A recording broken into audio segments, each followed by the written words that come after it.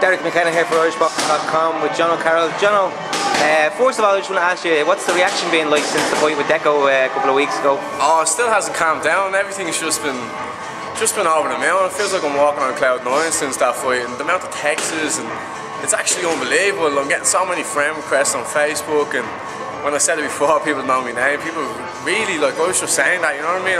I didn't know people were going to know my name. I knew I was going to make a statement and everything that, but Genie, it really helped that fight. And I think even like you set up a Facebook page afterwards, it went through the roof, didn't it? Yeah, because the thing was, I didn't know who half the fellas were that was adding me on Facebook, you know what I mean? There was just people that like obviously seen the fight or whatever, or heard about the fight, whatever. And yeah, it was bombarding me Facebook page, going on and have like 9+ likes. I was like, dang, this is unbelievable. Like, don't get me wrong, I was loving it because I've never had anything like that before, you know what I mean? And that's what I was talking about. I wanted big people to know my name and stuff, and it's brilliant. Like, after that fight, man, I couldn't ask for any more. That's why I took that fight. That's why I knew it was a risky move, but at the same time, it was a risk that paid off. It was well worth it, you know what I mean? And now I got PrizeFighter as well, so happy days. Like obviously you mentioned PrizeFighter, that's this Saturday. It's a huge opportunity for you. Yeah, too right. And I'm fighting Steve Foster as well. Yeah, that's another big name too that I'm fighting. So just after Deco, I thought I was going to get my name out there. If we beat Steve, that's another big name, you know what I mean? I'm at the ticking off list. That's brilliant, mate.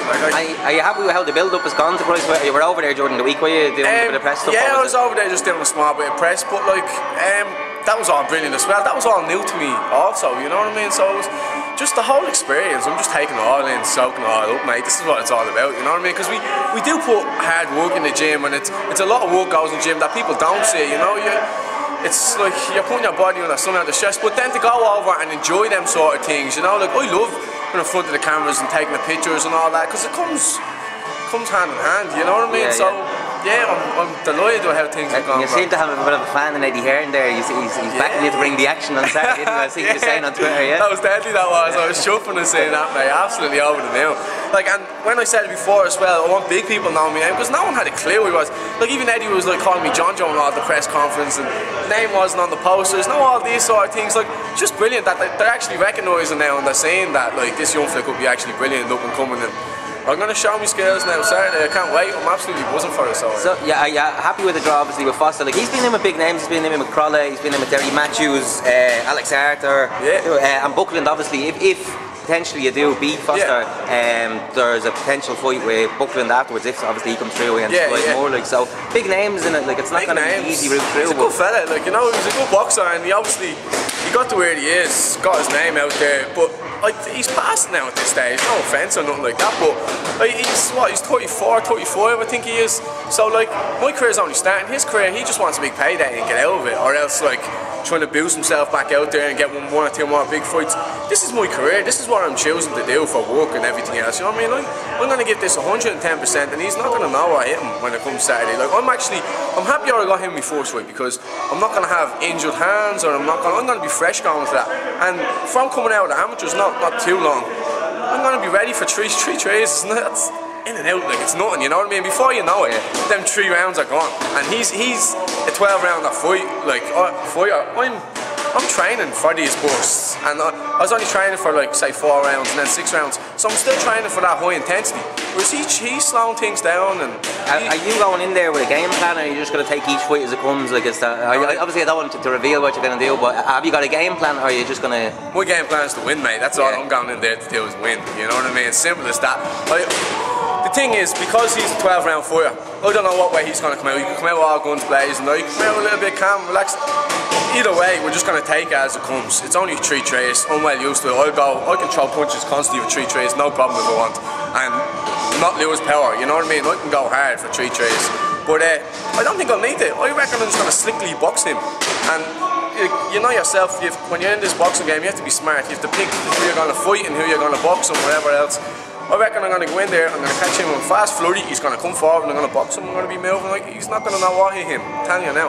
Have you watched any of the previous prize fighters, and have you spoke to any of the Irish lads who've been in there before? No, I actually haven't, to be honest, and I didn't want to go bother wasting looking them all up, because as I said, you could you could look at one fella and be thinking, oh, I'm going to get him, he's really good, and he could get beaten in the first round. Like I'm sure a lot of people has looked at Foster, you know what I mean? Yeah. He might be knocked out in this first round, and I'm hoping he's going to be knocked out in this first round. I'm going for it, you know what I mean? Yeah. But at the same time, I could be wasting my time looking and studying at all these fellas and they get knocked out in the first round. I'm not going to bother. I'm just going to stick, do my own thing, box my own way, you know what I mean? Because game plans tend to change when you're in that ring, and I'll listen to every single thing Pascal says. The man knows exactly what he's talking about. So 110% confidence in him.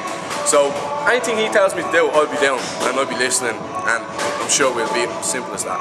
In the fight against Deco, you were saying beforehand like that you wanted it to be more than 4 rounds. Is 3 going to be enough? You kind of alluded to it there a second ago, but is 3 rounds enough for? I wanted 6 rounds with Deco, just for the simple fact that I knew he was going to try box, I knew he was going to run and stuff like that. I knew I had to trap him and I had to kind of tire him out before like big shots and start banging him in, because he's only out of the amateur game too, so he was going to be well able for like 4 rounds, quick, high and paced. I'm delighted that these are actually 3 trays with someone that does a 12-round fight, because it suits me better now, you know what I mean? Like, whereas the 6 rounds would have suited me better against an opponent like Deco, but not against someone like Foster who's fought 12 rounds. So I'm delighted it's 3 trays. It doesn't bother me really. And obviously, like the fight with Deco was a bit of a war. Do you think is there going to be any after effects of that? I know it was a little while ago now, but there's no after effects from that. Nah, I said I was going to make that a war. The knuckles were a bit tender now. I have to say, this baby knuckle was killing me for weeks after that. But I had been taking anti-inflammatories and everything else just to kind of take it away. And I've been working. I haven't done too many sparring because of the cuts and stuff like that. But at the same time, that fight with Deco, I think it was 11 months before I had a fight before Deco. So could you imagine what I'd be doing? I might have having a fight against Deco. My sharpness is still going to be there. I was pretty sharp anyway. Yeah, but I found 2 rounds into that, I only started kind of settling into that fight because the ring rust and everything else. So I can imagine what I'll be doing, especially next time I fight Deco as well.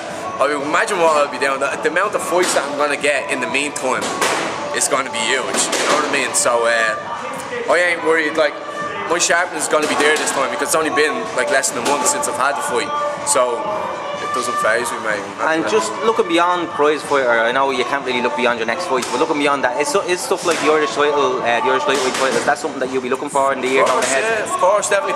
See, the thing is, I'm not even a fully fledged lightweight either. I'm walking around at like 9, 12. For this fight, I'm literally eating what I want to eat. Had a snowball and all this morning, you know what I mean? It's grand, and I'm making weight, no problem, mate. It's really easy for me to make lightweight, so I reckon I'll probably go down to see what I don't know whether to go to like I couldn't make that weight. But I'm walking around at say 63. I could easily make 57. You know what I mean? So there's like, options there. There's options there. I could fight at 59, fight 57. It doesn't really matter to me, you know, like. But yeah, I think we're going down after this fight anyway. I'm only really fighting at lightweight for this. But at the same time, if the belt comes my way, I'll fight anyway, you know what I mean?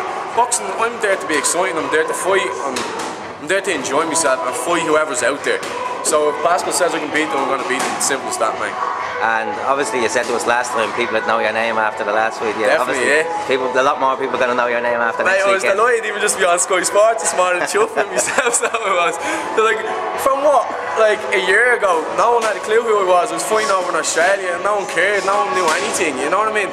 So now to be on Sky Sports and stuff like that, it's amazing, you know what I mean? So people are going to know my name, especially after I beat this Foster fella as well, because he's a good fighter too.